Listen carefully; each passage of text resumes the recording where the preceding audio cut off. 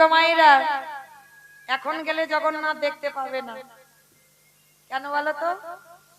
এখন তো জগন্নাথের জ্বর হয়েছে। না, নার্সিং হোমে ভর্তি নয়, বলে নার্সিং হোমে ভর্তি। সত্যি বাবা, এটা মজার কথা বললাম না? ওই যে স্নান যাত্রা গেল না, এত এত কলসির জল আমার প্রভুর মাথায় ঢেলেছে না। ওই জল ঢালাতে মানে বছরে স্নান করাবে না, আর বছরে একবার এমন স্নান করাবে তো বাবা একেবারে ঠকঠকানি এসে যাবে জগন্নাথ। এক সপ্তাহ জগন্নাথের মন্দিরে দরজা বন্ধ থাকে, এক সপ্তাহ।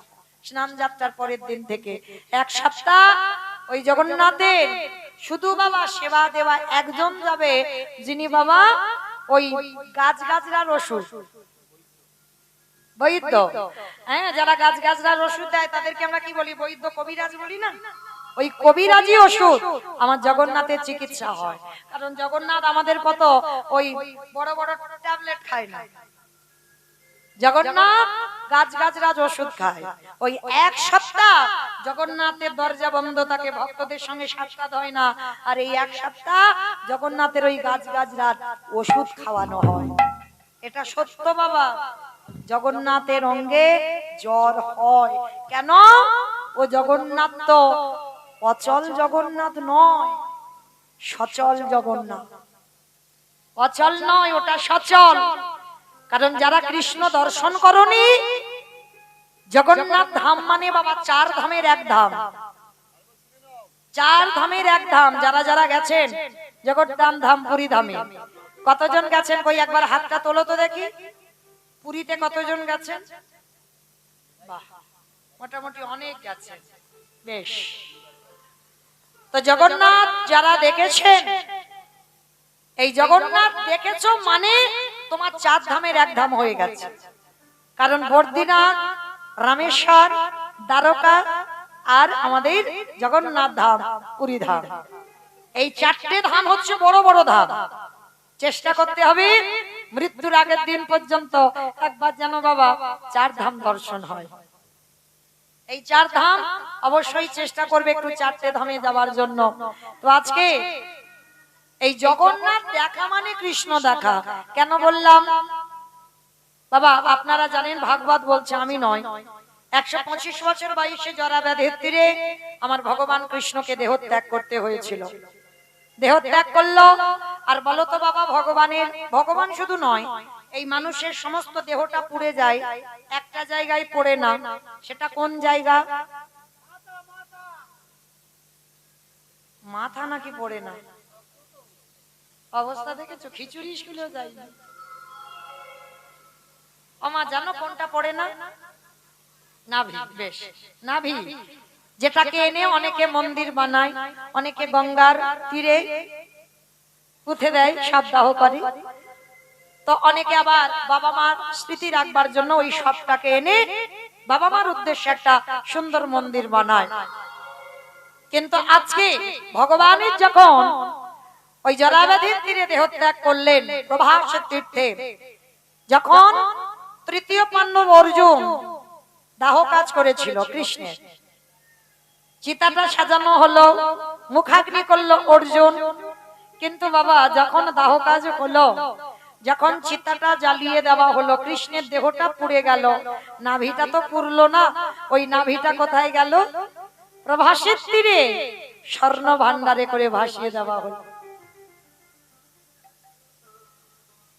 আর আপনারা গেছেন কিনা জানি না, গেছেন তো পুরী ধামে অনেকে, কিন্তু নীলমাধব দেখেছেন? নীলমাধব কতজন দেখেছেন? একবার হাতটা তোলেন। জানি এটা কম হবে, কারণ এইটা সবাই দেখে না। কিন্তু মনে রেখো বাবা, এই নীলমাধব দেখতে হবে। কেন জানো? এই যে কৃষ্ণের নাভিটা গেল না, ওই ব্রহ্ম হয়ে প্রথমেই অজান্তে, কেউ জানতো না, সবর রাজা গোপন রাধে গোপনে পূজা করত এই নীলমাধবকে। এই নীলমাধব তো পরবর্তীতে কাঠ হয়ে গিয়েছিল ওই পুরী সমুদ্রে।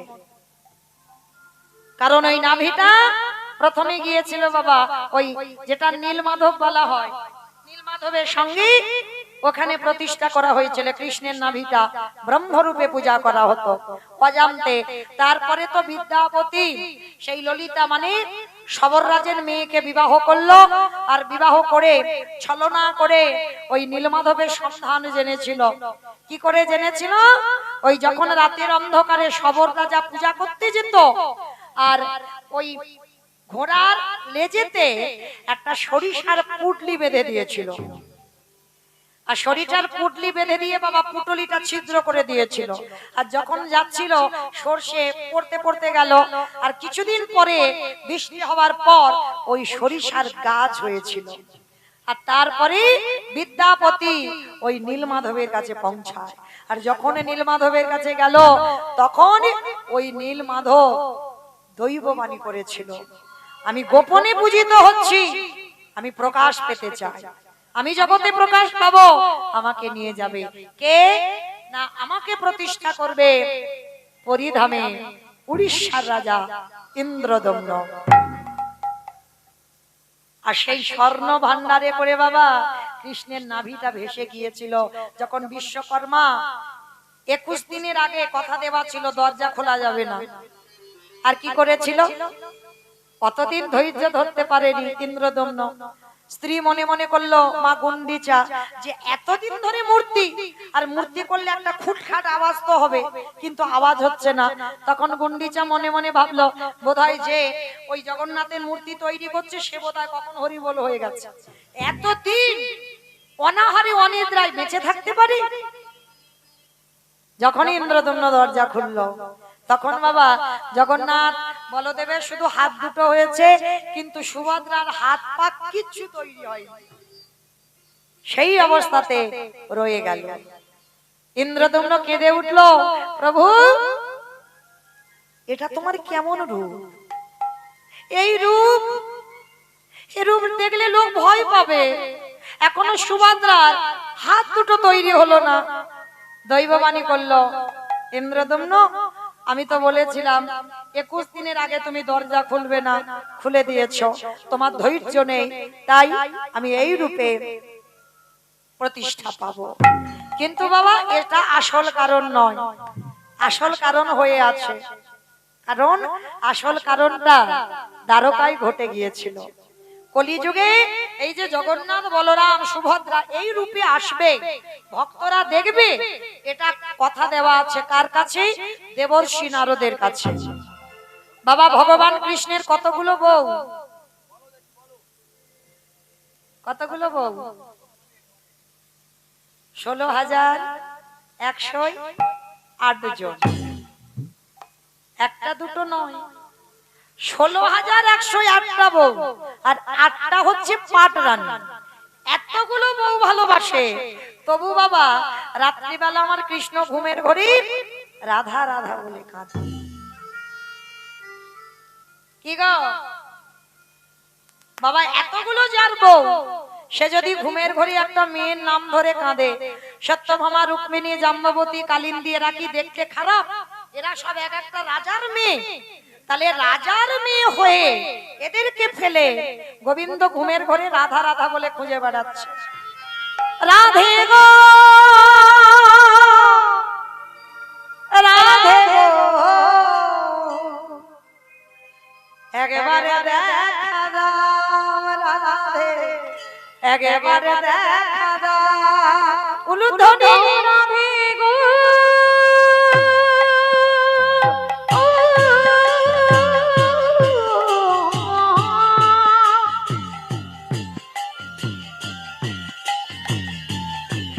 রাধে গো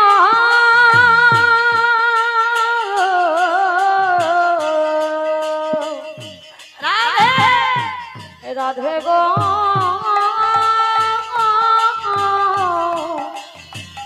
একেবারে দেখা দাও, কৃষ্ণ প্রেম মুরালিনী রাধে, কৃষ্ণ প্রেম মুরালিনী রাধে, প্রেম সায়রের মুরালিনী রাধে, প্রেম সায়রের মুরালিনী রাধে, গাম্ভীর্য শালিনী রাধে, ও গাম্ভীর্য শালিনী রাধে।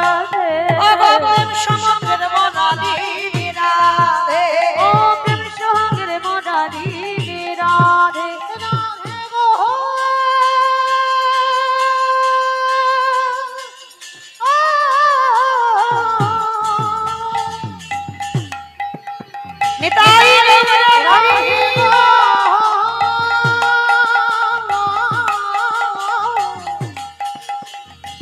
একেবারে দেখা দাও রাধে, একেবারে দেখা দাও। ঘুমের ঘরে রাধে রাধে বলে কাঁদছে। ওমা, এতগুলো বউ থাকতে যে পুরুষটা আর একটা মেয়ের নাম ধরে কাঁদে, বউরা রেখে যাবে না? 8 জন ছুটে গেছে মাতা রুক্মিণীর কাছে। হরি বল। মাতা রোহিণীর কাছে গেছে, রোহিণীর কাছে গিয়ে বলছে, মা একটা কথা সত্যি বলবে? কি কথা? বলো বৌমা, কি কথা? আচ্ছা, তোমার ছেলের এতগুলো বউ, তবু রাত্রিবেলা রাধা রাধা বলে কাঁদে কেন? রাধা কে? আমাদের থেকে কি সে রূপবতী? কে সে? তা রোহিণী মাতা বলছে, দেখো বৌমা, ছেলের ভালোবাসার কথা কি আমার মুখে মানায়? আর যদি কেউ কোথাও থেকে শুনে ফেলে আমি আমার ছেলের সেই ভালোবাসার কথা তোমাদের কাছে গল্প করছি, আমার ছেলের প্রেমের কথা তোমাদের কাছে গল্প করছি, আর যদি কেউ জানতে পারে কি মনে মনে করবে আমি বলতে পারবো না। ও মামা, একটা কাজ করো, চলো আমরা একটা ঘরের জানালা দরজা বন্ধ করে দেবো, আর সেইখানে গিয়ে তুমি তোমার ছেলের প্রেমের কথা বলবে। ওই রাধাকে, কি তার পরিচয়, কি তার রূপ, কেন তোমার ছেলে ঘুমের ঘরে ওই ভুলভাল বকে রাধা রাধা বলে কাঁদে, কে সেই রাধা? তার রোহিণী মা বলছে, ঠিক আছে বৌমা, আজকে আমি বলবো। এইবার কি করেছে বাবা, দরজা জানালা বন্ধ করে দিয়েছে, আর দরজায় দাঁড় করিয়ে রেখেছি সুভদ্রা বোনকে। যদি কৃষ্ণ বলরাম আসে যেন এই ঘরের মধ্যে না ঢোকে, কারণ এইখানে আমি রাধা তত্ত্ব বলবো। সত্যভামা, রুক্মিণী, কালিন্দী, জাম্ববতী সবাই পরপর বসে আছে, আর মাতা রোহিণী ওই রাধারানীর কথা বলছে, রাধারানীর রূপের কথা বলছে, রাধারানীর গুণের কথা বলছে, রাধারানী কেমন ভাবে চলে সমস্ত কথা বর্ণনা করছে। আর ভগবান সিংহাসনে বসে আছে, ওই রাধা তত্ত্বের কথা, রাধা রূপের কথা আমার কৃষ্ণের কানে যাচ্ছে। অন্তর্যামী তো শুনতে পাচ্ছে, আর যেই না শুনতে পাচ্ছে মানে হৃদয়টা যেন জ্বলছে।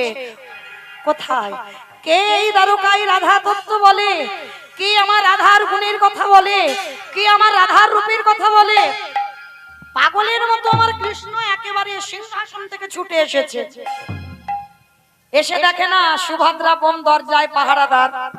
বোন, একটু দরজা ছেড়ে দে, আমি ভিতরে যাব আমার রাধা রানীর মহিমা শুনবার জন্য। অসম্ভব দাদা, যাওয়া যাবে না, ভিতরে মা রোহিণী আছে, তোর দাদা 8 জন বউ তোর ওই রাধার কথা শুনবে বলে মাকে নিয়ে গেছে ঘরে, জানালা দরজা বন্ধ, আমি তোকে ঢুকতে দিতে পারবো না। বলে, বোন আমি তোর কাছে হাত জোড়ো করছি, তুই একবার আমায় অনুমতি দি, আমি একটু যাব, আমি রাধা মহিমা শুনতে চাই।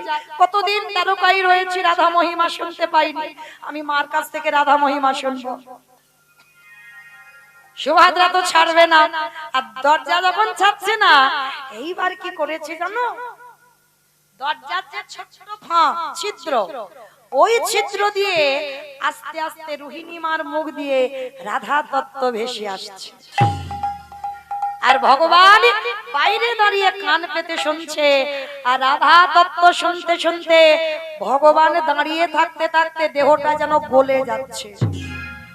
আগুনে মোমবাতি ধরলে যেমন গলে যায়, জল হয়ে যায়, ভগবান রাধা তত্ত্ব শুনতে শুনতে দুটো হাত যেন শরীরের ভিতরে চলে যাচ্ছে, দুটো পা শরীরের ভিতরে চলে যাচ্ছে, যেন চোখগুলো বড় বড় হয়ে যাচ্ছে, সর্বশরীরটা যেন কালো হয়ে গেল, সর্বশরীরটা যেন আগুনের মতো গলে যাচ্ছে।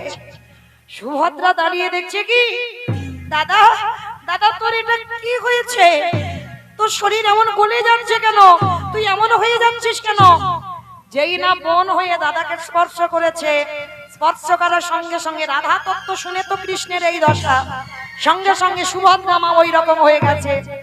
সঙ্গে সঙ্গে বলরাম হঠাৎ এসে দেখে না যে আমার ভাই বোন দুজনের এই অবস্থা, আর বলরাম ভয় পেয়ে মনে মনে ভাবছে, না জানি ওদের কি হয়েছে, যেই না বলরাম ছুঁয়েছে সঙ্গে সঙ্গে বলরামের দেহটা অমর হয়ে গেছে।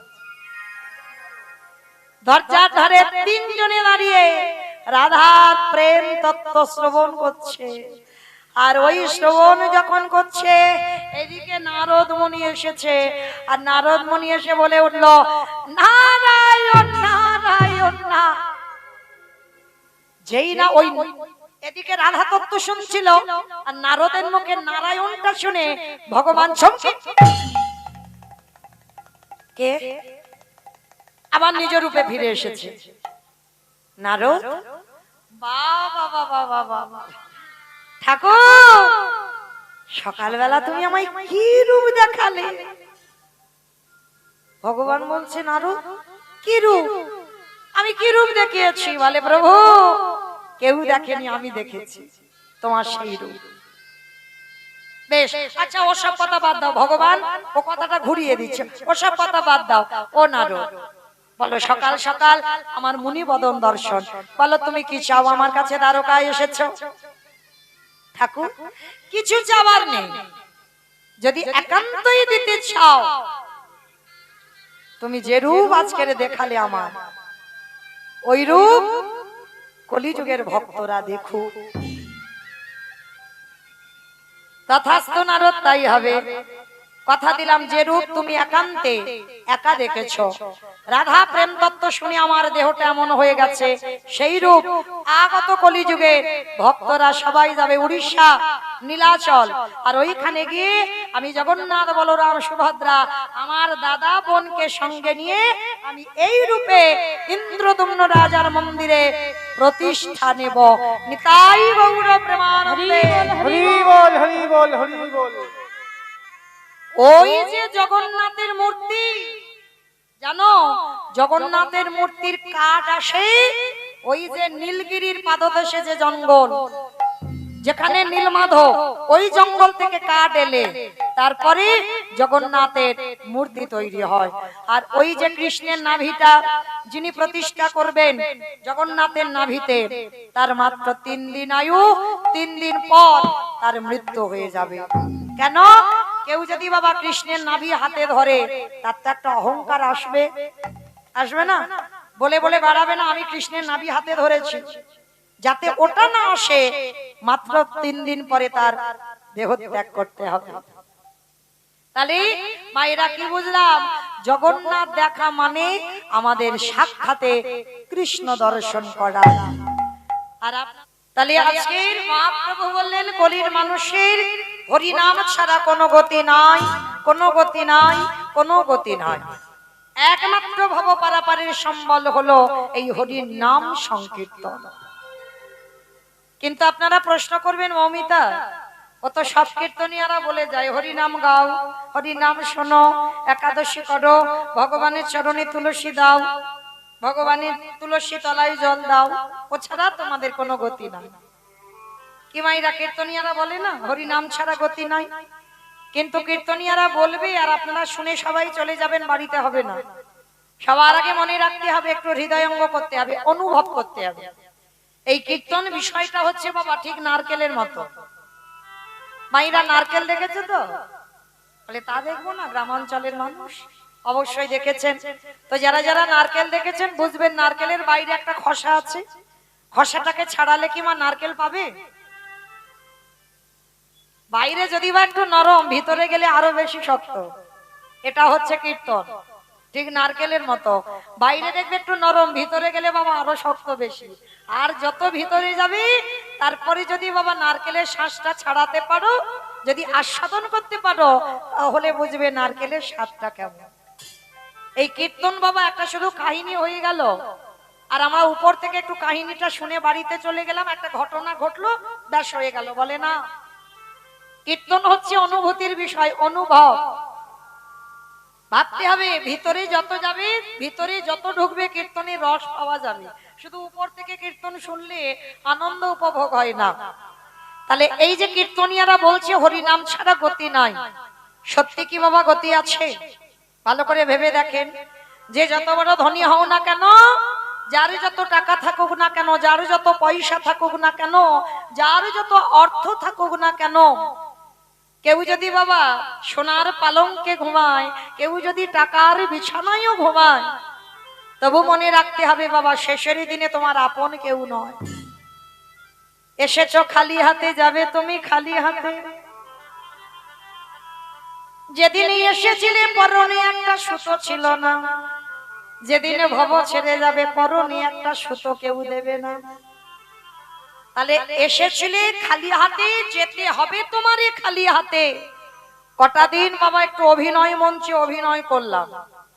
এই যেমন আমি 3টে ঘন্টাই হরিবাসরে একটু অভিনয় করে যাব, ভগবানের লীলা বর্ণনা করব।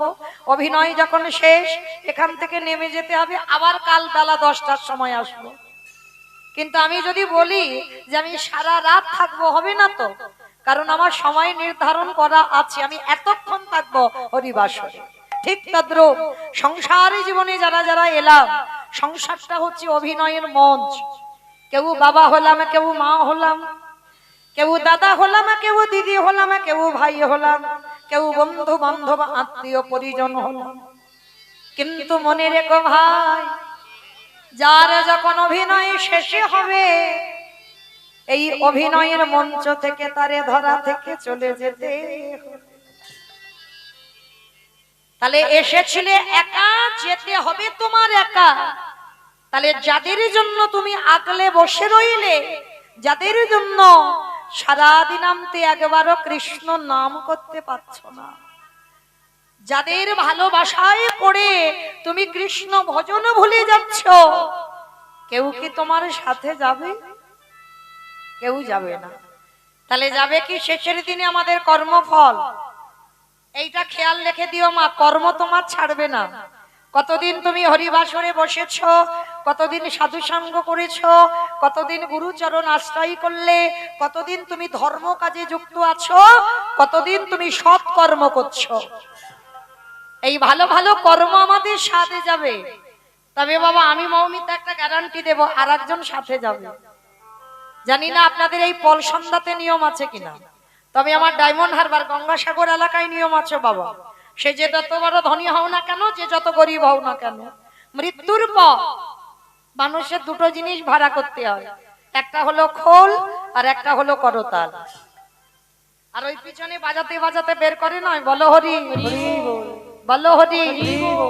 কি মাইরা তোমাদের এই গ্রামে হয়তো পল সন্ধ্যাতে হয়, এখানেও হয়?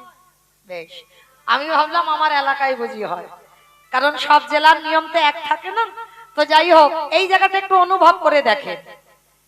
যখন আমরা দুর্গা পূজা, কালী পূজা, লক্ষ্মী পূজা, সরস্বতী পূজা, মনসা পূজা, যে কোনো পূজা যেদিন বাবা বিসর্জন হয়, সেদিন তো বাবা ধুমধাড়াক্কা ডিজে বক্স বাজে। কি মা তোমাদের পল সন্ধ্যাতে হয় বিসর্জনের দিন ডিজে বাজে, ধুমধাড়াক্কা নাচানাচি হয়? এখানে হয়? আমার এলাকায় এমন বাবা বক্স বাজে না, যেন অসুস্থ মানুষ থাকলে হার্ট এক্ষুনি ব্লক হয়ে গেল। মানে বিসর্জনের দিন এমন জোরে জোরে বক্স বাজে, মানে ঘর বাড়ি পর্যন্ত মানুষের থরথর করে কাঁপে।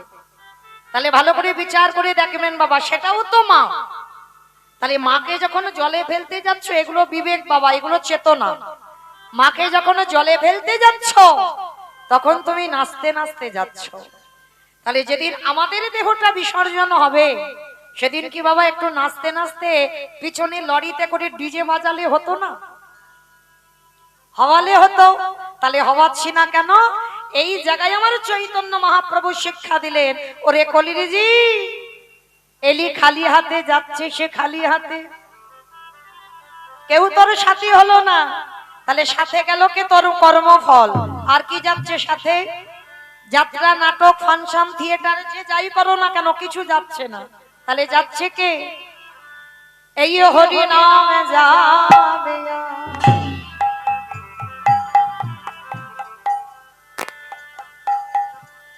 আমাদের পচা দেহ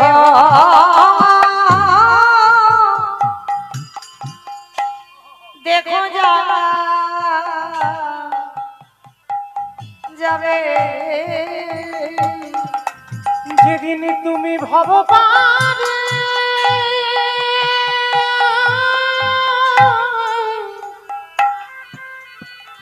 হরি বল হরি বল। যেদিন ভবপারে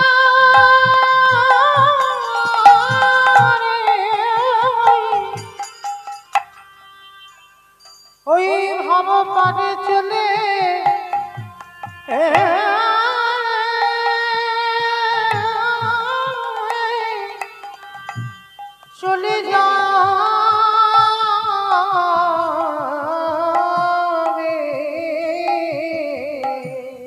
সেই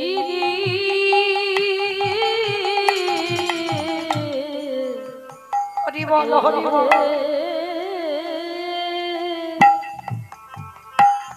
এ নাম ছাড়া তোমার কেউ সেই নাই। দিন নামে যাবে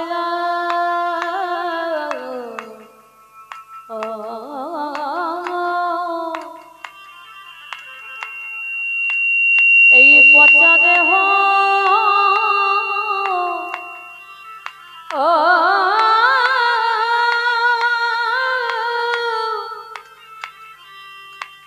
দেহ যাবে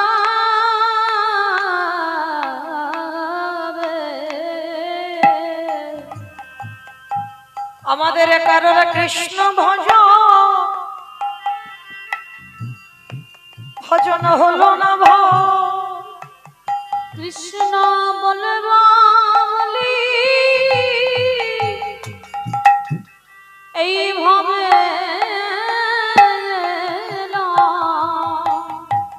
তোমরা যতই করো সব আমার সেদিন আমার বলতে কেহ রবে না গো। সবাই মায়ার বাঁধনে বন্দী হলো। শুধু আমার করে মরলাম। ও ভাই এ জগতে তোমার কেউ কারোর নয়। একেবারে হরে বলে ডেকে নাও গো। দয়াল আমার মত পাপী আর কেউ নয়। বলে এইবার উদ্ধার করো মোরে। শুধু এলাম খেলা ভব ছেড়ে চলে গেল। একেবারে হরে বলে কাঁদলাম না গো। দয়াল পার ঘাটাতে দাদাই রইল। এইবারে পারে করো হে দয়াল হরে। দয়াল তুমি বিনে আমার গতি নাই। বলে তুমি তো আমার পিতা বন্ধু হয়। তুমি যেন চরণ ছাড়া করো না দয়া।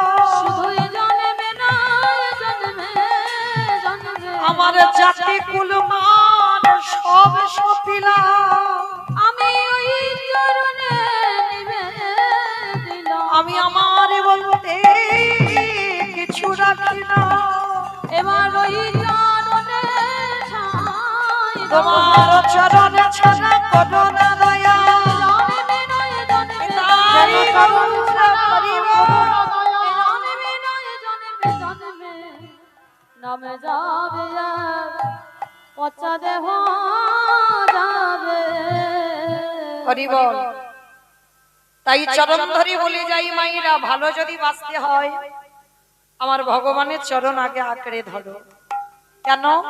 প্রত্যেকের ভালোবাসাই বাবা শুধু চাওয়া পাওয়া আছে। তুমি আমারে দাও, আমি তোমারে দেব। এগুলো আমাদের পার্থিব জগতের ভালোবাসা। কিন্তু ভালো তো একজনে বাসে বাবা, যিনি বিশ্বের স্রষ্টা মালিক ভগবান।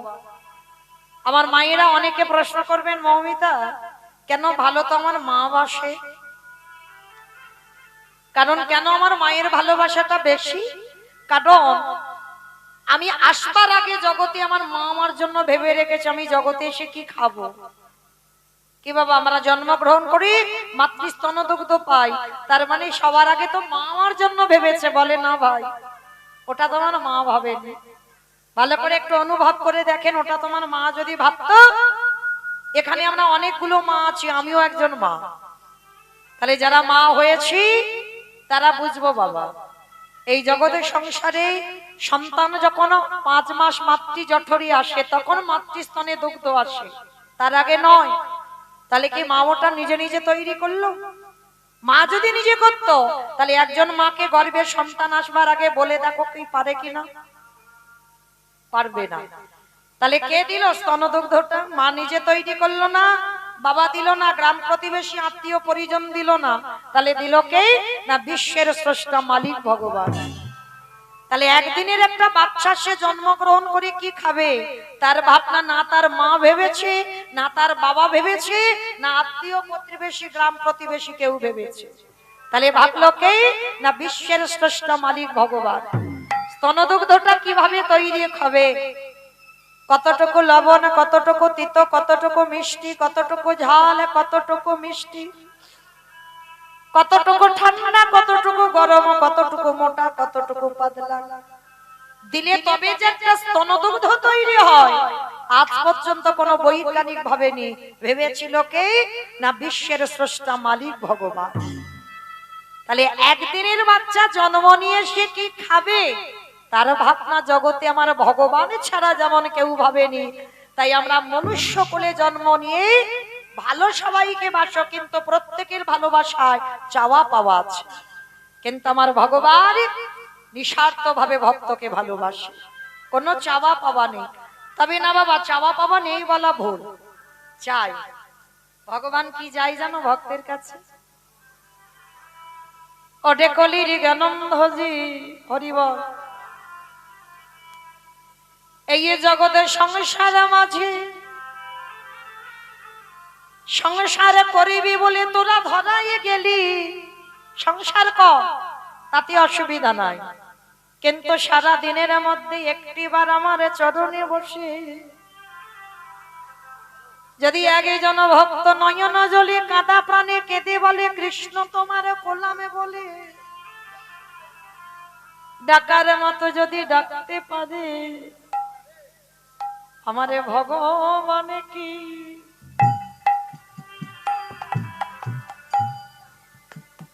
আজ রহিতে পারে? যে জনে ডাকার মতো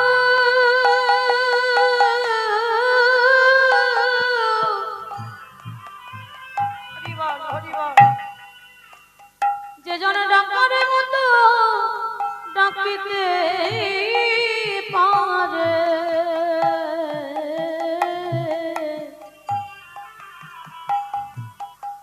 আমারে ভগবান কি থাকিতে পারে? যে জনে নয়নে জলে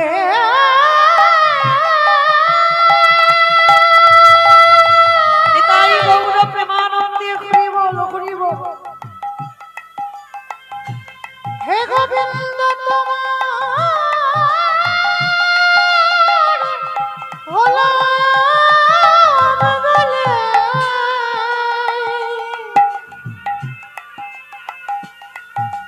একেবারে ডাকার মতো করে ডাকিতে পারে আমারে ভগবান,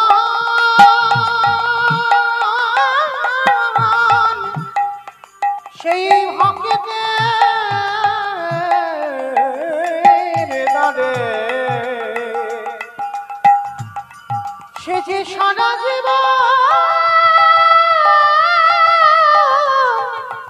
বাধা পড়ে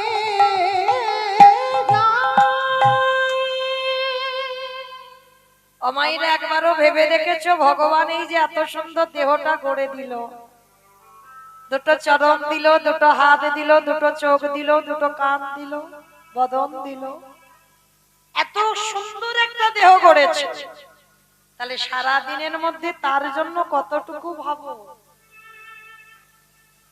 সে তো ভালোবাসার কাঙাল গো। কোনদিন তো বলেনি যে আমার শ্বেত পাথরের মন্দির গড়ে দে, কোনদিন তো বলেনি আমায় রজনীগন্ধার মালা দিয়ে সাজা, কোনদিন তো বলেনি যে আমায় ভালো ভালো মিষ্টি ফল দিয়ে খেতে দে, কোনদিন বলেনি আমায় দামি পোশাক অলংকারে সাজা। ভগবান ভক্তের কাছে একটাই জিনিস চেয়েছে, সারাদিন তোরা কত আবোল তাবোল বাচাল বলিতে পারো, তাহার ভিতরে কি একবারও কৃষ্ণ বলিতে পারো? হরি বল, হরি বল। সারাদিন সব কাজ করে যাচ্ছিস, কজন ভক্ত বাবা ভগবানের চরণে অন্তত 10টা মিনিট বসে নয়ন জলে কেঁদে বলেছ, প্রভু তুমি এত সুন্দর দেহ দিয়েছ, তোমার দেওয়া দান নিয়ে আমি সংসার জীবনে নামলাম, দয়াময় সারাদিন কত না জানি অন্যায় অপরাধ করি, তুমি নিজ সন্তান বলে তোমার চরণের দাসী বলে তুমি আমায় ক্ষমা করে দিও। কি গো মায়েরা কোনদিন বলেছেন ভগবানের কাছে? বলেনি, কিন্তু চরণ ধরে বলে যায়, শিশুকালে কৃষ্ণ ভজে কৃষ্ণ পাবার আসে, কৃষ্ণ পাওয়ার আসে, যৌবনেতে কৃষ্ণ ভজে আসে বা না আসে, আসে বা না আসে, বৃদ্ধকালে কৃষ্ণ ভজে জমের তহর আসে। এ কথাগুলো শুনলে হবে না, মা হৃদয়ঙ্গ করে। শিশুকালে কৃষ্ণ ভজে কৃষ্ণ পাবার আসে, ভজন করতে হবে সকাল সকাল, বাবা বিকাল গড়িয়ে গেলে ভজন হয় না। দেহতত্ত্বের দিকে দেখেন, সকালবেলা মানে 20 ফুল। একদিকে বলছে মহাজনেরা সকাল সকাল সেবা করো, আবার একদিকে বলছে বাবা 20 ফুলে সেবা হয় না। কি বাবা 20 ফুলে গোবিন্দ সেবা হয়? গাছে থেকে 20 ফুল গোবিন্দ চরণে দেওয়া যায় না, অপরাধ হয়ে যায়। আর 20 ফুল সম বাল্যকাল। এই যে ছোট ছোট মেয়েরা ছেলেরা সামনে বসে আছে, এরা 20 ফুল।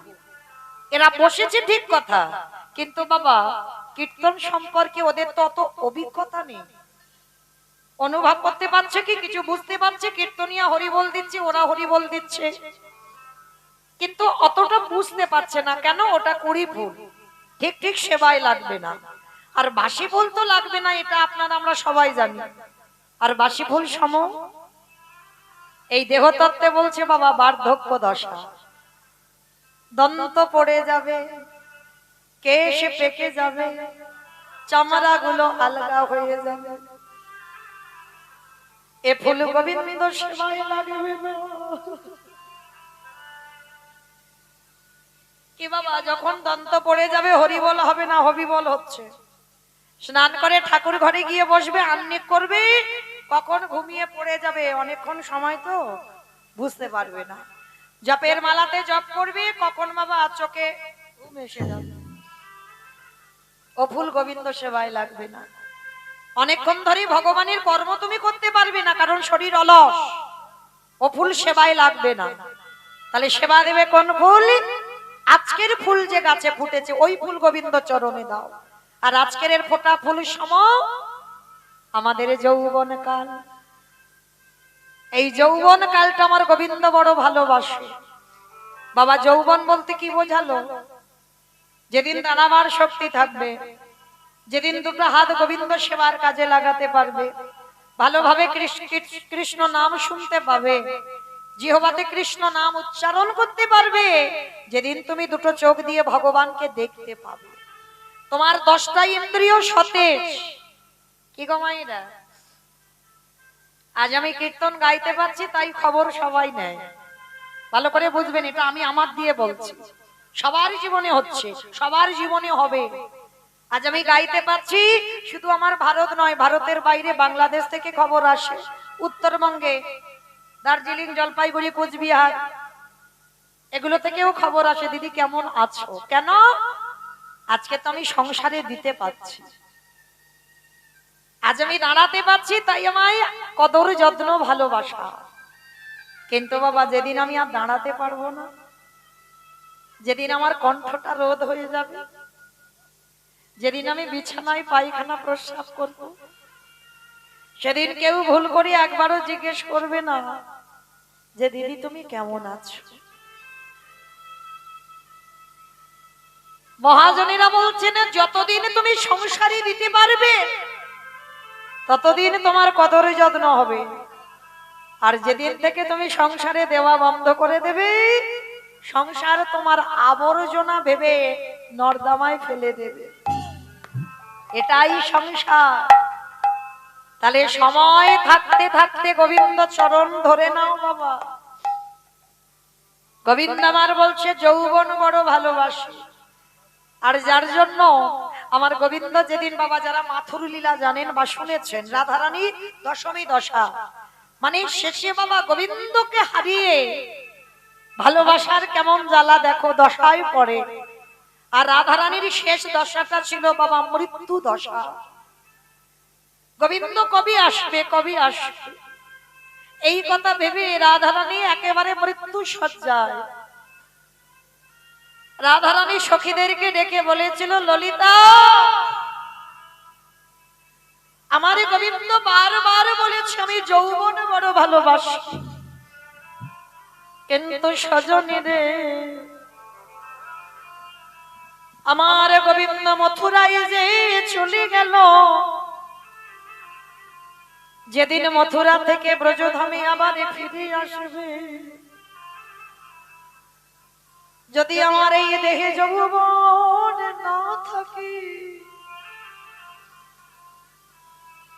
বলে বলে ললিতা আমি কি দিয়ে গোবিন্দে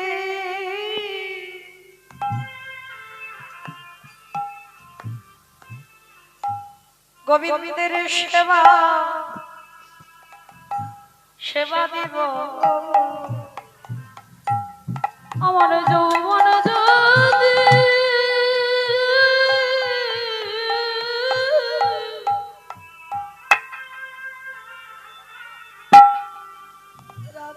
আমার যৌবন যদি ফুরায় যায়,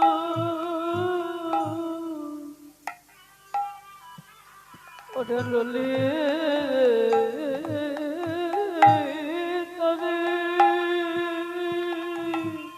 আমি কি দিয়ে আমার গোবিন্দকে সেবা দেব যদি আমার দেহে যৌবন না থাকে?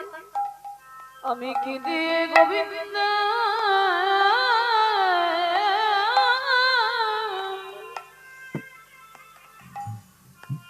গোবিন্দের সেবা দেব? ওরে ললিতা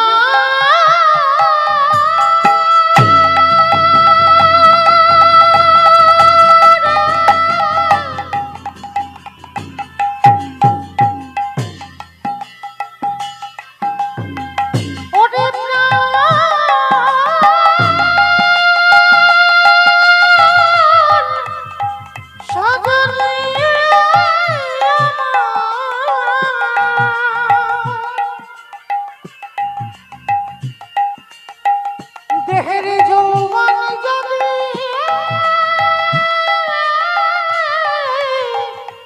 ফুরায়ে যায়,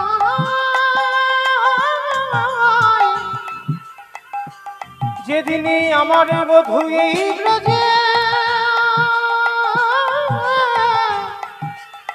ফিরে ফিরে আসবে, সেদিনে কি দিয়ে বধূ কি দিয়ে বধূ বলে ললিতা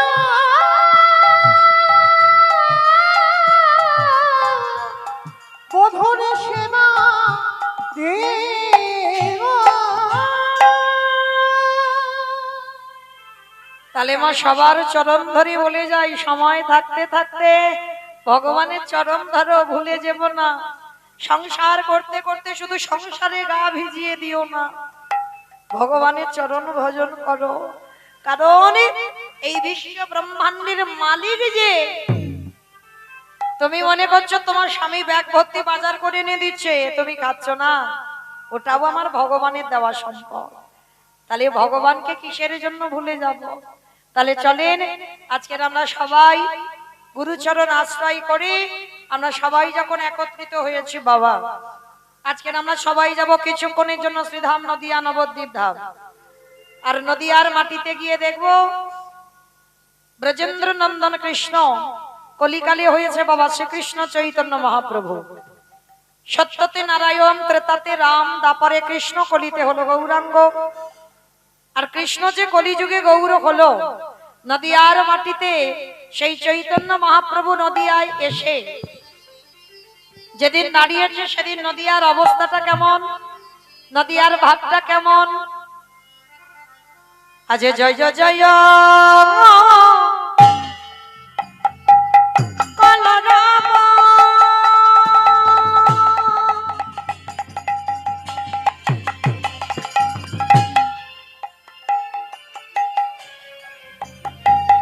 এই নদিয়া না কমারে ও জয় জয় বলরাম।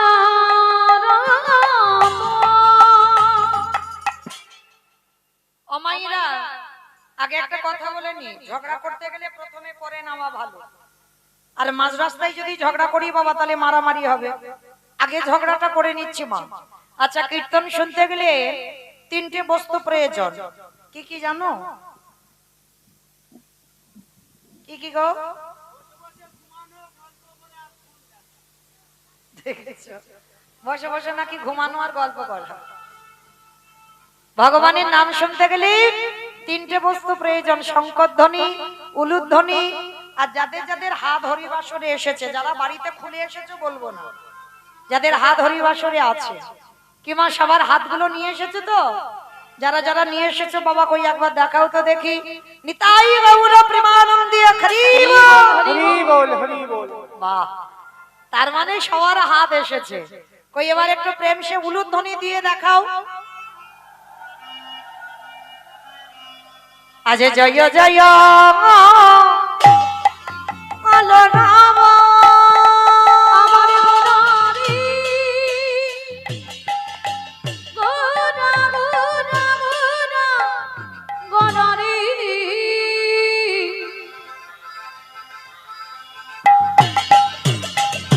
গোরা গোরা গোরা গোরারি গোরা গোরারি।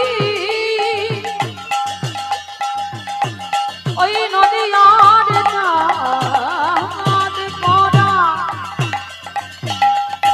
আমার আমার টানে গোরা। আজি জয় জয় কালো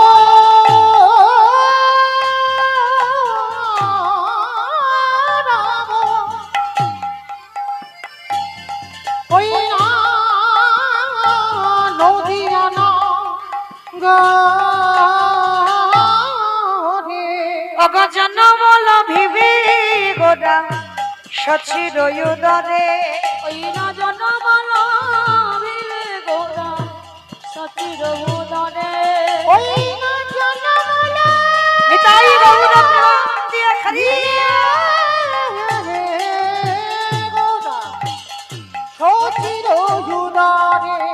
অগ নদিয়াতে প্রভু উদয় খল। ওই নদীতে গৌরোদয় হলো। অগ রাধা প্রেম আস্বাদিতে। নদীতে উদয় হলো। অগ ভুলাইব না গটি দিয়ে। ওই নদীতে উদয় মুখে হলো। হরি হরি হরি বলে।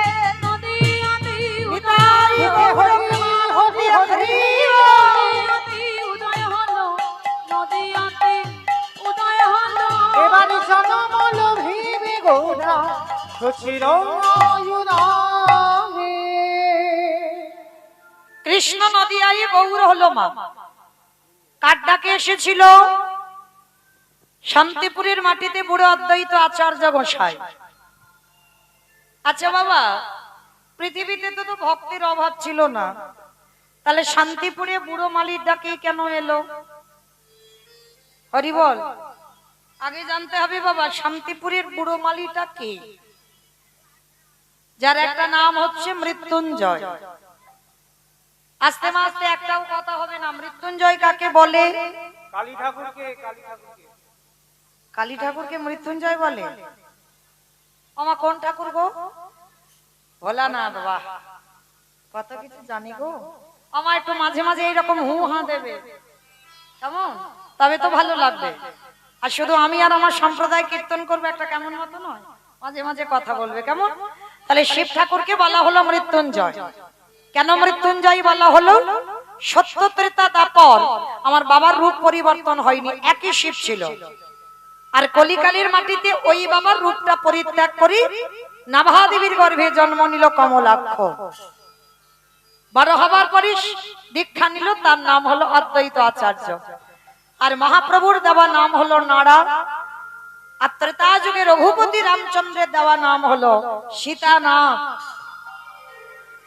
মানে একটা মানুষের এতগুলো নাম। তা এই যে অদ্বৈত আচার্য গোসাই, তিনি কলিযুগের মাটিতে এলেন।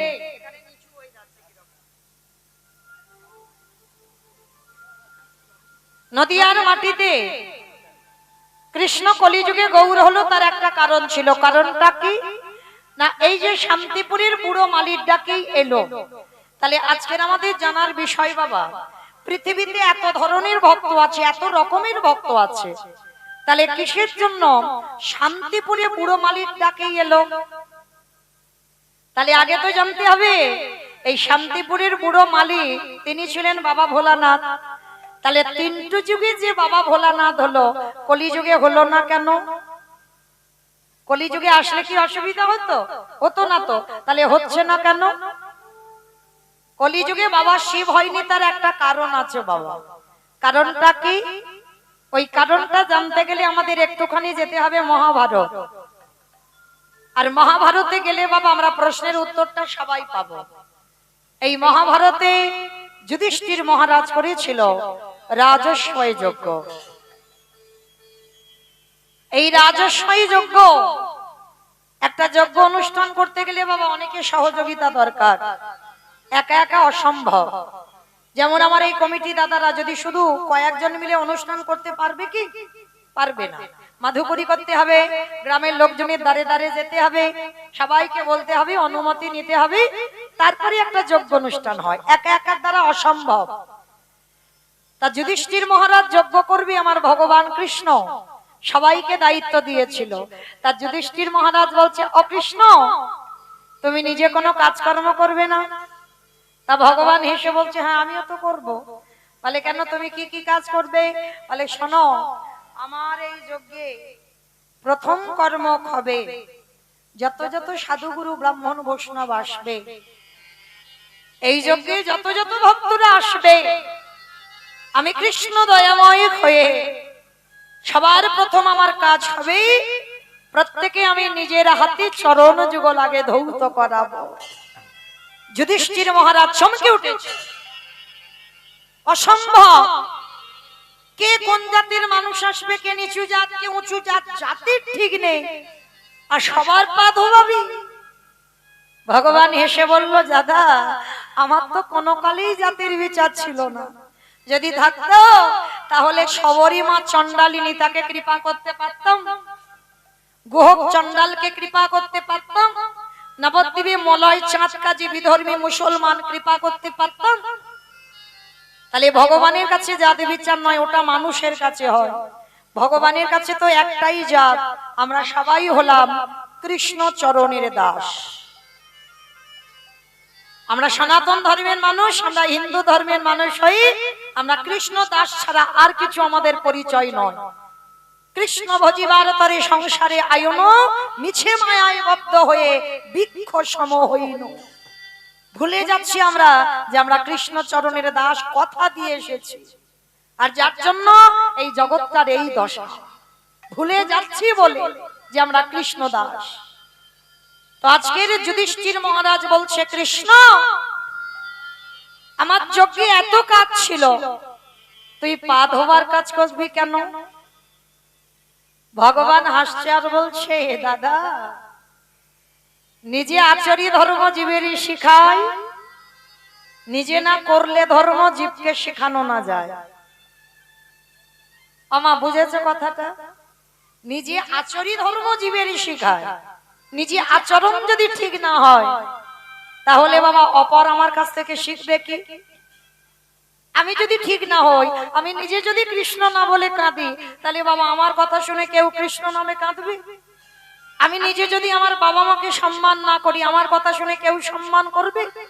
আমি নিজে যদি সাধুগুরু বৈষ্ণবকে সম্মান না করি, তাহলে আমি যদি বলি আমার কথা শুনে বাবা কেউ শিক্ষা পাবে? সবার আগে একটা কথা আমাদের প্রয়োজন জানা দরকার, যারা যারা শিক্ষার জায়গায় আমরা দাঁড়িয়েছি, আগে বাবা আমাদের আচরণ ঠিক করতে হবে। আর আচরণ যদি ঠিক না হয়, সে কোনোদিন বাবা তার মুখের কথা শুদ্ধ হয় না, আর তার মুখের কথা শুনে কারো চেতনা ফিরবে না। আগে আচরণ ঠিক করতে হবে। তাই তো আমার ভগবান নিজে আচরণ করছে রাজস্বই যজ্ঞে, আজকে নিজের হাতে চরণ যুগল ধৌত করাচ্ছে। কেন? অমাইরা শুধু আপনাদের আমাদের শিক্ষা দিল।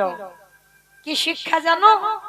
ওরে কলিরিজি, তোদের ঘরে যদি গুরুজন যায়, সাধুগুরু বৈষ্ণব যায়, গুরুদেব যায় বছরান্তর, সবার আগে পা ধোবার ব্যবস্থাটা কর। বাবা নিয়মগুলো আগেকার দিনে ছিল। আমি নিজে চোখে আমার ঠাকুমাদের দেখতাম, আমার মাদের দেখতাম, কিন্তু যত আরো যুগ চলে যাচ্ছে না, যত সিনেমা সিরিয়ালে ব্যস্ত হয়ে যাচ্ছে মানুষ, মোবাইলে ব্যস্ত হয়ে যাচ্ছে, আর সেই পুরানো সংস্কৃতির কথা আমরা সবাই ভুলে যাচ্ছি। কিন্তু ভুললে হবে না মা এগুলো। আমি চরণ ধরে বলে যাই, আমার মতো অধম কীর্তনিয়ার কথা যদি কারোর মনে থাকে, বাড়িতে যদি গুরুজন আসে, সবার আগে পা ধোবার ব্যবস্থা করবেন। বছরান্তর গুরুদেব যদি ঘরে আসে, সবার আগে পা ধোবার ব্যবস্থা করবেন। আর অনেক অনেক মায়েরা প্রশ্ন করবেন, মমিতা আমার গুরুদেব তো দেহ রেখেছেন, গুরুদেব আর নেই, আর বছরান্তর সাধুগুরু বৈষ্ণব পাই না, তাহলে কি করব? তার উপায়ও ভগবান বলে দিয়েছে। তাদের জন্য কি ব্যবস্থা করেছে জানো ভগবান? যে যার ঘরের বাবা মা তো আছে, যে যার ঘরের শ্বশুর শাশুড়ি তো আছে। আমার কোনো বানানো কথা নয় মা, একটা কথা বাবা গ্রন্থের বাইরে বলবো না, একটা কথা, আজে বাজে কথা নয়। মনে রাখতে হবে, এই পৃথিবীতে সব থেকে বড় গুরু যদি কেউ হয়, সেটা তো যে যার ঘরে বাবা মা। হরি বল। যদি বলো এ কথাটা আমার নয়, এই কথাটা আমার ভগবান কৃষ্ণ সুদামাকে বলেছিল। সুদামা, এই পৃথিবীতে সব থেকে বড় গুরু তো যে যার ঘরের বাবা মা, তারপরে গুরু হলো শিক্ষা গুরু, দীক্ষা গুরু, তারপরে গুরু হলাম আমি ভগবান। কই মাইরা একবারও তো আমার ওই যে ছেলেটা মাসি ধরে বাজাচ্ছে, একবারও বলিনি সবার আগে আমি বড় গুরু? কখনো বলে না। কেন জানো? যে বড় হয় সে জীবনে মাথা তুলে বলে না বাবা আমি বড়। সমাজ যদি তোমায় বলে বড়, তবে তো তুমি বড় হবে, তার আগে নয়। তাহলে সব থেকে বড় গুরু যে যার ঘরের বাবা মা বা শ্বশুর শাশুড়ি। একটা কথা বলে যাই মা, দুর্গা পূজা করো, কালী পুজো করো, লক্ষ্মী পুজো করো, সরস্বতী পুজো করো, মনসা পুজো করো, সব পুজো করো, কই কোনদিন জীবিত ভগবানকে পুজো করেছো? কি বাবা জীবিত ভগবান পুজো করেছেন? করিনি। কেন করেননি? ভগবান যেখানে বলে দিল সুদামাকে সব থেকে বড় গুরু বাবা মা, তাহলে আমাদের কি মনুষ্য জীবনে কর্তব্য নয়? পাথরের মূর্তি সেবা করো, মাটির মূর্তি সেবা করো, খড়ের মূর্তি সেবা করো, পিতলের মূর্তি সেবা করো, ওই একবার সাক্ষাৎ জীবিত ভগবানকে সেবা করে দেখো। ভগবান বললেন জীবিত ভগবান যে সেবা করে, জীবিত ভগবান তো যে যার ঘরের বাবা মা, তাকে যেতে হয় না নবদ্বীপ, যেতে হয় না বৃন্দাবন, যেতে হয় না হরিদ্বার, দক্ষিণ ভারত, কুম্ভ মেলায়, কোথাও যেতে হবে না। যদি তুমি জীবিত ভগবানকে পূজা করো, ভগবান বললেন সারা জীবন আমি সেই ভক্তের দুয়ারে বন্দী হয়ে যাই। ও যে ভক্ত তাই গৌর হরি বল, হরি বল। হরি বল হরি বল। ভগবান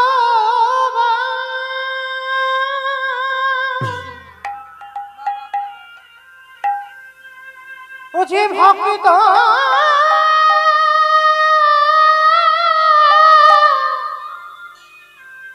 ভক্ত ছাড়া কিছু জানে না,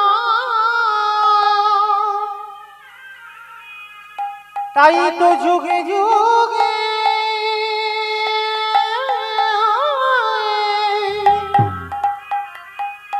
ও যে ভক্তের কাছে ছুটে আসে। আস্তে মা, কথা নয়, মন দিয়ে শোনেন। আমি বলে যাচ্ছি না যে প্রতিদিন বাবা মার পা ধোবাও, শ্বশুর শাশুড়ির পা ধোবাও, বৎসরে একবার। যাদের আছে আর যারা হারিয়ে ফেলেছো মা, অনেক মূল্যবান সম্পদ হারিয়েছো, অন্তিম সময় পর্যন্ত আর তো পাবে না। তো যাদের আছে বৎসরে একবার একটু আসনে বসিয়ে বাবা মা বা শ্বশুর শাশুড়ির দুটো চরণ ধৌত করে একটু গলায় মালা পরিয়ে দিয়ে বৎসরে একবার একটু যত্ন করে বাবা মাকে খাইয়ে দিও। আমি অধম কীর্তনিয়া চরণ ধরে বলে যাচ্ছি, যদি বৎসরে একবার করতে পারো, তুমি যদি সারা জীবনে আর ভগবানকে নাও ডাকো, ভগবান বলছে তাকে আমার কাছে আসতে হয় না, আমি নিজে থেকে সেই ভক্তের দরজায় সারা জীবন বন্দী হয়ে যাই। নিতাই গৌর প্রেমানন্দে হরি বল। তাই তো ভগবান কৃষ্ণ রাজস্বই যোগে আজকের পা ধোয়ার ব্যবস্থাটা করলো। শুধু পা ধোয়ালো না, আরো একটা কাজ করেছিল। কি কাজ জানো? যত যত ভক্ত প্রসাদ পেয়েছিল, কৃষ্ণ দয়াময় ওই প্রসাদের পাত্রগুলো নর্দমায় ফেলেছিল। শুধু নর্দমায় ফেললো না, আরো একটা কাজ করেছিল। ওই পাতা থেকে এঁঠোগুলো গুড়ি আমার কৃষ্ণ সারা গায়ে মাখছে। যুধিষ্ঠির মহারাজ দেখে বলেছিল, কৃষ্ণ এটা তুই কি করছিস? আজকের যে আসছে তার পা ধোবাচ্ছিস, সেটা মেনে নেওয়া যায়, ওদের এঁঠো পাতা ফেলছিস মেনে নেওয়া যায়, কিন্তু কৃষ্ণ ওদের এঁঠোগুলো গায়ে মাখছিস কেন রে? ভগবানে হেসে বলল, দাদা গো, এই জগতে সবাই তো পাপ করে, আর আমি ভগবান সিংহাসনে বসে বিচার করি। দাদা, সবাই তো পাপী, কিন্তু আমি হলাম দাদা মহা পাপী। এ জগতে সবাই হরি বল, হরি বল।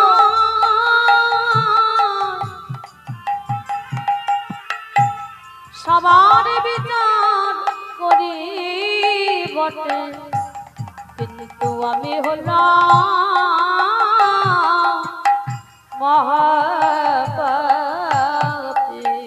যুধিষ্ঠির বললেন, কৃষ্ণ তুই নিজেকে বলছিস পাপী কেন? কি এমন পাপ করেছিস? বলি, ওগো দাদা গো, যে পাপে আমি জগতে করিলাম, তেমন পাপ জগতে কেউ তো করে না। কৃষ্ণ কি এমন পাপ করেছিস? বলে, দাদা আমি যে পাপটা করেছি কবে করেছি জানো? কৃষ্ণ অবতারী নয়, ত্রেতা যুগে রঘুপতি রামচন্দ্রের অবতারে রাম অবতারী পাপ করেছিস। কি পাপ? বলে, নিজের হাতে একটা মণিপুত্রকে বধ করেছি। ওমা, মণিপুত্রটা কে জানো? বিশ্বেশ্বর মুনির ছেলে, নাম কি? রাবণ। রাবণ রাবণের মতো দুরাচারকে মেরে আমার রামচন্দ্রের মাথার চুল থেকে পায়ের নখ পর্যন্ত পাপী হলো। আচ্ছা মা বলো তো, রাবণ তো দুরাচার, রাবণ তো ব্যভিচার, তাহলে রাবণের মতো দুরাচারকে মেরে আমার রামচন্দ্রের পাপ হলো কেন? কি মাইরা, পাপী মানুষকে মারলে পাপ হয়? হয় না তো, তাহলে রামচন্দ্রের হলো কেন? হলো কেন? রাবণ কি পাপী ছিল? রাবণের মতো ভক্ত জগতে কেহ নাই। রাবণের দেহটা ওই যে নারকেলের মতো, বাইরেটা কঠিন কিন্তু ভিতরটাই যে ঢুকেছে সে জানে। রাবণ কোনদিন খারাপ ছিল না। আপনারা প্রশ্ন করবেন, খারাপ যদি না হলো তাহলে ভগবানের বউকে তুলে নিয়ে গেল কেন? নারী চুরি কারা করে? যারা দুরাচার পাপিষ্ঠ তারা তো নারী হরণ করে। তাহলে রাবণ তো দুরাচার বলে না, রাবণ দুরাচার নয়।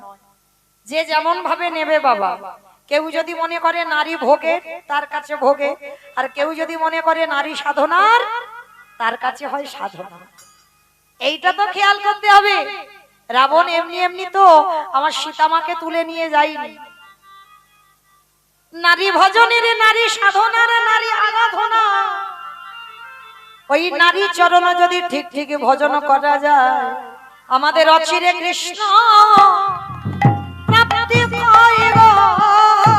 ওই নারী চরণ হরি হরি বল, হরি বল। সাধন ভাজন করিলি, অচিরে কৃষ্ণ প্রাপ্তি হয় গো। আস্তে। তাহলে আজকে জগতে সংসারে বাবা বুঝতে হবে, জানতে হবে রাবণ চুরি করলো কেন?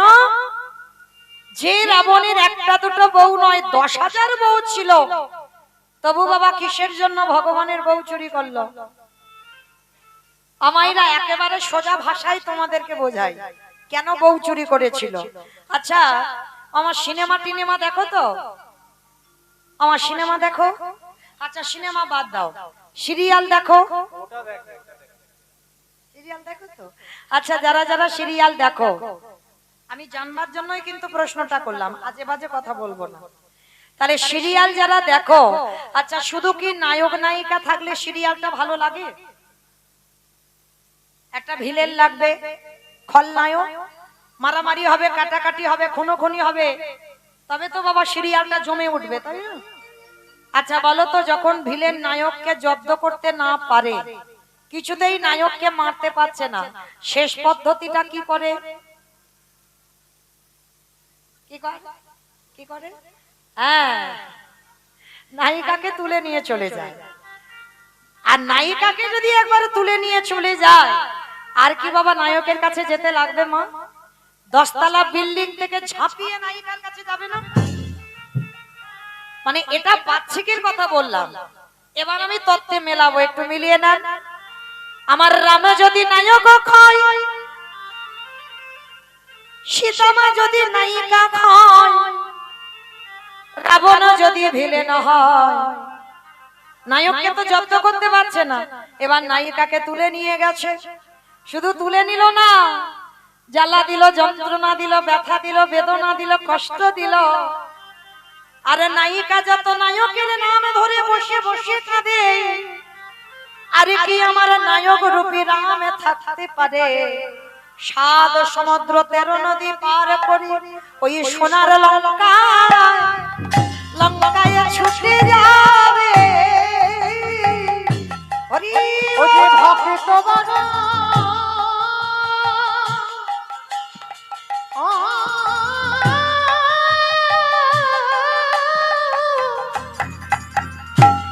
ও যে ভক্ত বড়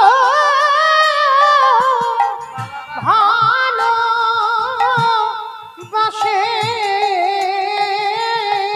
তখন সোনার লঙ্কায় ছুটে যাবে। আস্তে। তাহলে বাবা ঠাকুর আপনারা কি বুঝলেন? রাবণ খারাপ না ভালো? ভগবানকে টেনে আনবার জন্য আগে তো সীতারূপী নায়িকাকে ধরেছে। কেন? ভক্ত চরণ যদি ভজন করা যায়, তাহলে ভগবানের কাছে কোনোদিন কাউকে যেতে লাগে না, ভগবান আপনি থেকে ভক্তের দুয়ারে এসে দাঁড়ায়। কি বাবা, যখন দেখবে যারা গরু বাছুর টাছুর চড়াও, দেখবে মা কিছুতেই বাবা ওই গাভীটা আসছে না। যত গাভীটাকে টানছো কিছুতে গাভী ঘাস খেতেই ব্যস্ত, কিছুতে আসে না। কিন্তু যদি তার প্রিয় বাছুরিটাকে ধরতে পারো, আরে বাছুরটাকে যদি তুমি কোলে নিয়ে একেবারে যদি তুমি আগাতে পারো, আর এই গাভীটাকে টানতে হবে না। গাভী ওই বাছুরের টানে টানে আপনি হতে তোমার কাছে ধরাবে। ওই ভক্তের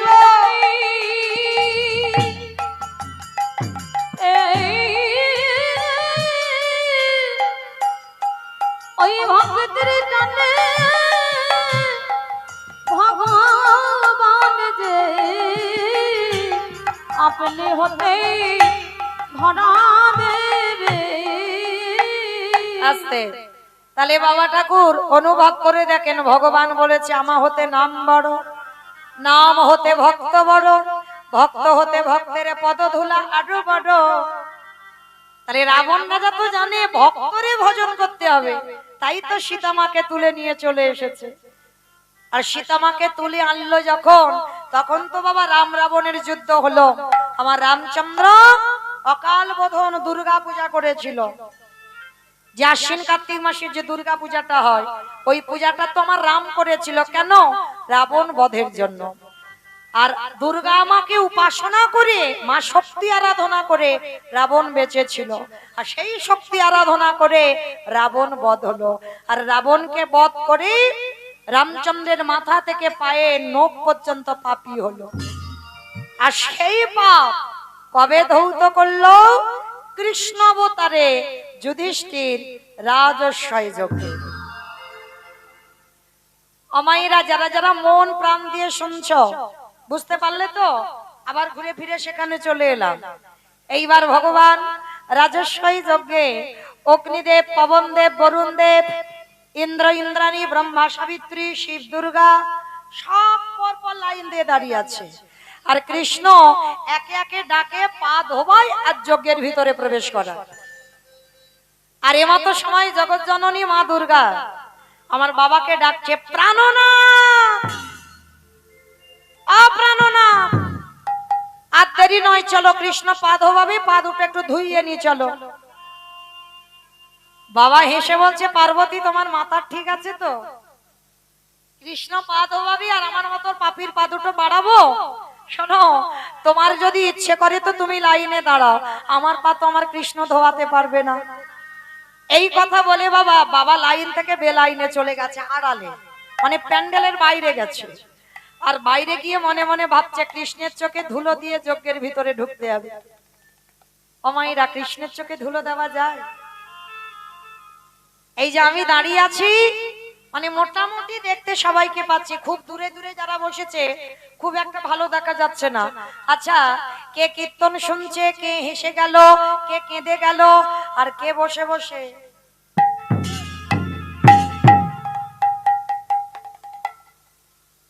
আমি দেখতে পাচ্ছি না। কিন্তু ওই যে ছেলেটা মাসিটা বাজাচ্ছে, ও দেখতে ওইটুকু ছেলে, ওইটুকু নয়। ফোল্ডিং ছাতা দেখেছো?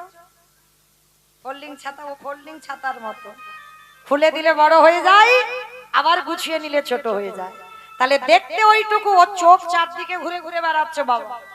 এ হরিবাসরে বসে কে হাওয়া খায়, কে কীর্তন শোনে, কে কাঁদে যায়, কে গল্প করে যায়, কে ঘুমিয়ে যায়, কে হেসে যায়, সবটা আমার গোবিন্দের খাতায় লেখা হচ্ছে।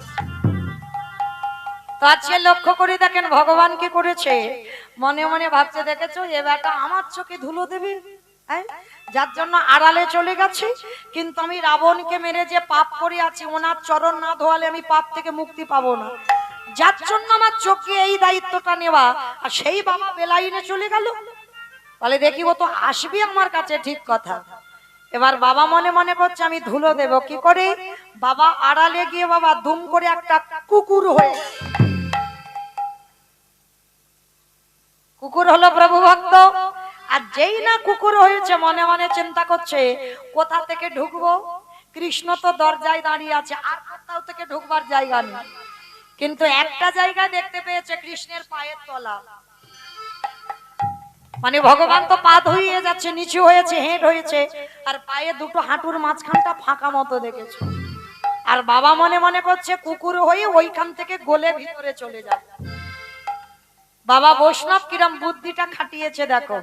এইবার কুকুর রূপটা ধরে পিছন থেকে গিয়ে কৃষ্ণ হেঁট হয়ে পা ধোয়াচ্ছি, আর সবে মাত্র বাবা সবে মাথাটাকে, আর যেই না মাথাটা দিয়েছে, আমার ভগবানের মতো চালাক পৃথিবীতে কেউ আছে? তার মতো চাতুরালি কেউ জানে? এইবার দুটো হাঁটু নিয়ে কুকুরের কানের কাছে, এইবার দেখ কেমন লাগে। আর যেই না কানের কাছে চেপে দিয়েছে, কুকুর এবার কি করবে? কেউ কেউ করবে না, বারবার বলছে কৃষ্ণ ছেড়ে দে, কৃষ্ণ ছেড়ে দে, কৃষ্ণ ছেড়ে দে। বলে ছাড়বো বলে ধরি নাই। হে বৈষ্ণব গোসাই, ও হে বৈষ্ণব গোসাই,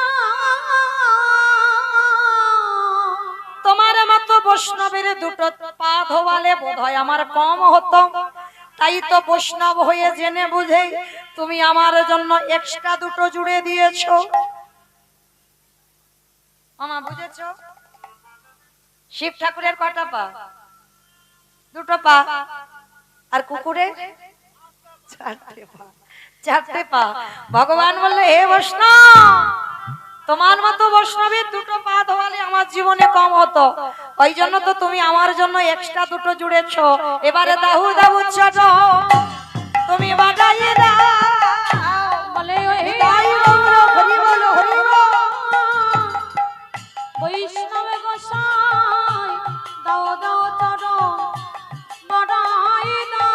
বলি আমি তো চরণ ছাড়ব নাহি। বলে দাও দাও চরণ বড়াই দাও। বলি আমি তো চরণ ছাড়ব নাহি। দাও দাও চরণ বড়াই দাও। বলি দাও দাও চরণ ভরাই দাও। নিতাই গৌর হরি বল। বলি দাও দাও চরণ ভরাই এই দাও। চরণ যখন হৃদে ধরেছি, বলি আমি তো চরণ ছাড়ব নাহি। আস্তে মোটা দড়ি নিয়ে কুকুরটাকে আষ্টে পিষ্টে বেঁধেছে। আর বাঁধলে কি হবে বাবা? কুকুরের চারটে পা শুধু ছটফট ছটফট করছে। ভগবান বলে এবার পায়ের ব্যবস্থা করতে হবে। মোটা দড়ি নিয়ে কুকুরের চারটে পা বেঁধে দিয়েছে। আর যেই কুকুরের পা বেঁধে দিল, আর কিছু করতে পারবে? শুধু ধুলায় গড়াগড়ি যায় আর নয়ন জলে ভেসে যায়। আরে কেঁদে কেঁদে বলে কৃষ্ণ করে, ওরে কৃষ্ণ রে, পারিস যদি আমায় ক্ষমা করে দিচ্ছু। কথা হবে না, শুধু দেখে যাও এবার আমি কি করি। অমাইরা সবার পা ধোয়াচ্ছে ঘটিতে করে জল দিয়ে। আচ্ছা মায়েরা, আমরা এখানে আছি অনেকজন কৃষ্ণ ভক্ত। আচ্ছা আমরা তো কৃষ্ণ পূজা করি, আর আমার ভগবান কার পূজা করে? কার পূজা করে জানো? ভগবানের তো একটা পছন্দের দেবতা থাকবে। প্রত্যেক দেবদেবীর একটা করে পছন্দের দেবতা আছে। তাহলে আমরা করি কৃষ্ণ পূজা, আর কৃষ্ণ কার পূজা করে? বাবা ভোলানাথে। কি মাইরা তোমরা ওই যে শিব ঠাকুরের মাথায় জল ঢালো তো? শিবরাত্রি রাত্রি ব্রত টত হয় না? আশ্বিন মাস শ্রাবণ মাসে আবার বাবার মাথায় জল ঢালে। আচ্ছা কেন করো? বাবার ব্রত কেন করো? স্বামীর অমঙ্গলের জন্য। স্বামীর অমঙ্গলের জন্য। দেখো, স্বামীর মঙ্গলের জন্য, তাই তো? কি মাইরা স্বামীর মঙ্গলের জন্য বাবার মাথায় জল দাও, ভালো বর পাবে বলে। আচ্ছা এটা আমি মানলাম। আমার মায়েরা, দিদি ভাইরা, বোনেরা যারা যারা বাবার মাথায় জল দেয়, তারা ভালো স্বামী পাবে বলে, বর পাবে বলে। আচ্ছা অনেক দাদা ভাই বাবারাও তো বাবার পূজা করে, বাবার মাথায় জল দেয়, তাহলে কেন দেয়? ভালো বউ পাবে, বউ পাবে। ভালো বউ পাবে বলে। বাবা কি ওই কাজে ব্যস্ত? বাবা আশীর্বাদ দেয় শুধু স্বামী ভালো হোক আর তোমার স্ত্রী ভালো হোক না। পরীক্ষার খাতায় যদি লেখো না, একেবারে গোল্লা দিয়ে দেবে। বাবার ব্রত করা, বাবার পূজা করার কারণ একটাই, বাবা হচ্ছে আশুতোষ। অনেক মন্ত্র নয়, একটা মন্ত্র, খুব সোজা মন্ত্র, ওম নমঃ শিবায়। আর বাবার মাথায় অন্য কিছু ফুল নয়, একটু ধুতরা, মানে রাস্তার ধারে পাওয়া যায়, আকন্দ রাস্তার ধারে পাওয়া যায়, খুব দামি টামি নয়, গাছের বেল গাছ ভর্তি একটা বেল পাতা পারো, পেরে বাবার মাথায় দিয়ে ওম নমঃ শিবায় বলে দুধ গঙ্গা জল দাও। আর বাবাকে যদি কেউ তুষ্ট করে আর কৃষ্ণের কাছে যেতে লাগবে না, বাবাই নিয়ে চলে যাবে। কেন? কারণ ওই বেটার চরণ তো ভজন করছে আমার ভগবান কৃষ্ণ। আর ভগবান বলছে না, আমার থেকে যদি আমার ভক্তকে কেউ সন্তুষ্ট করে দিতে পারে, তাহলে আগে থেকেই তো আমি তার ঘরে গিয়ে বসে থাকি। তাহলে শিব ঠাকুরের ব্রত করার কারণ একটাই কারণ, কোন স্ত্রীর মঙ্গল নয়, কোন স্বামী টামি চাওয়ার জন্য নয়। তাহলে শিব ঠাকুরের মাথায় জল ঢালবে একটাই কথা বলে, যে প্রভু আমার যেন কৃষ্ণ প্রেম ভক্তি লাভ হয়, আর অন্য কোনো কারণ নয়। যার জন্য আজকের বাবা কি করেছে দেখো, সবার পা ধোবাচ্ছে ঘটিতে করে, আর বাবার বেলা কি করেছে জানো? খালে বিলে নদী নালা পুকুরে ঘাটের জলে নয়, কৃষ্ণ দয়াময় আমার ওই ভোলানাথ রূপে কুকুরের চারটি চরণ বুকে ধরে, খালি বিলি নদী নালার জলে নয়। তাহলে কোন জল দিল মা? বাহ, আমার বলার আগে জেনে গেল। এই হলো ভক্ত। আজ চোখের জল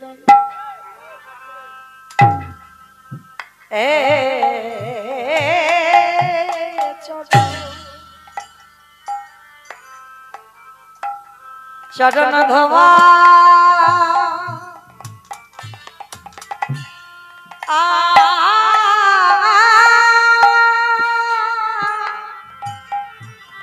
ধোয়া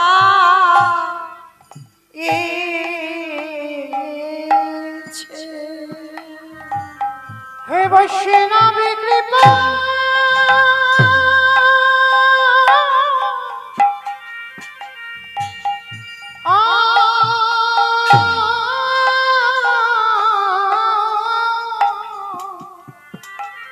রাধে, হে বৈষ্ণবী কৃপা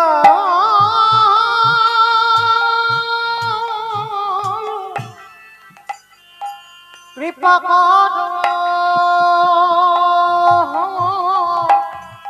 করো বলে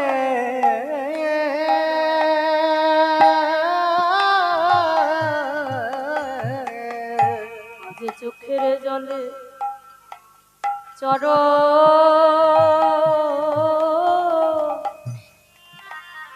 চরণ ধোয়া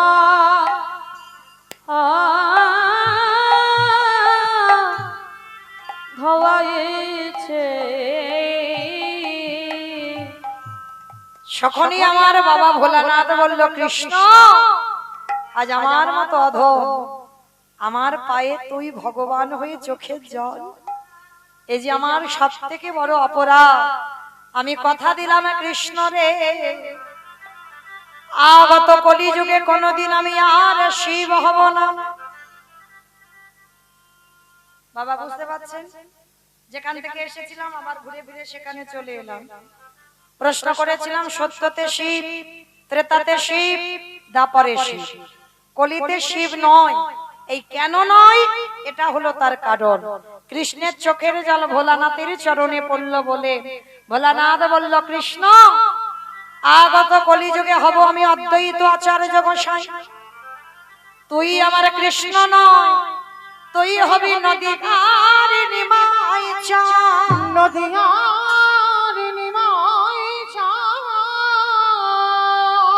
ওরে আমি 12 বৎসর তুলসী ভাষায় তোকে আহ্বান করব নদী আর মাটিতে, তোরে থেকে আমি 52 বছরের বড় হব। আমার ডাকে যেদিন তুই নদীয়ায় নামবি, আমি শান্তিপুর থেকে নদীয়ায় যাব। যেদিন তুই আর আমি দুজনে মুখোমুখি হব, এই যে রাজস্বাই যজ্ঞে তোর চোখের জল পুকুরের পায়ে পড়ল, এই পুকুর তোর কাছে ঋণী হয়ে গেল। যেদিন তোর আর আমার প্রথমে সাক্ষাৎ হবে, ওরে এমনি করে চাচা আমি ভোগাইব গৌর হরি বল, হরি বল।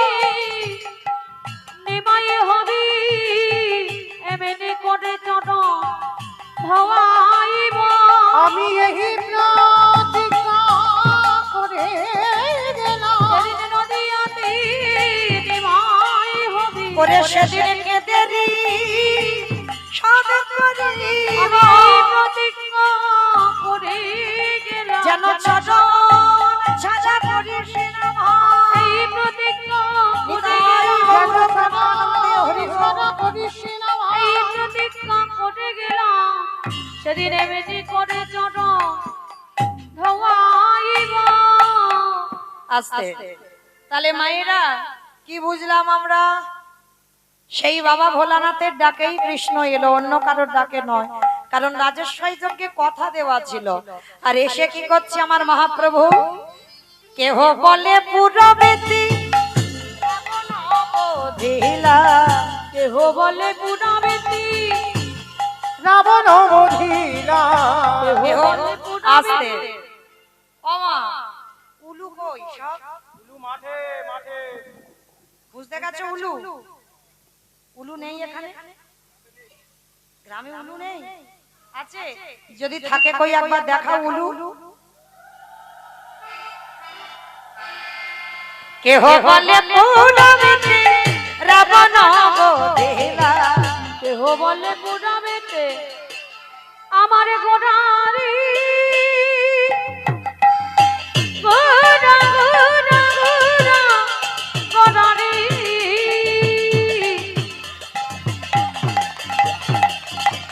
গোড়া গোড়া গোড়া গোড়ারি গোড়া গোড়ারি ওই নদী আর যাওয়াত গোড়া নিতাই গৌর প্রেমানন্দে হরি বল।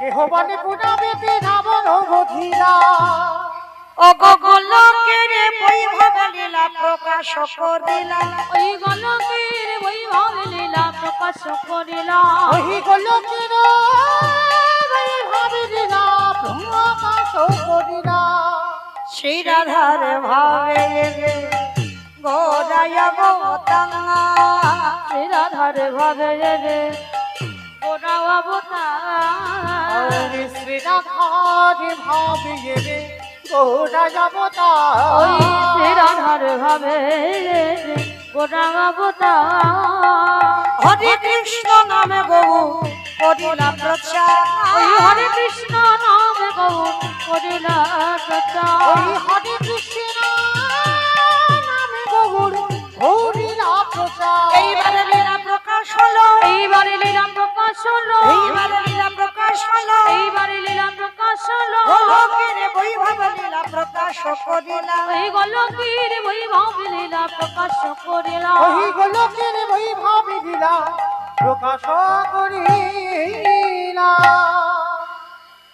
বাসুদেব ঘোষ কহে করি জোড়হা, করি জোড়হা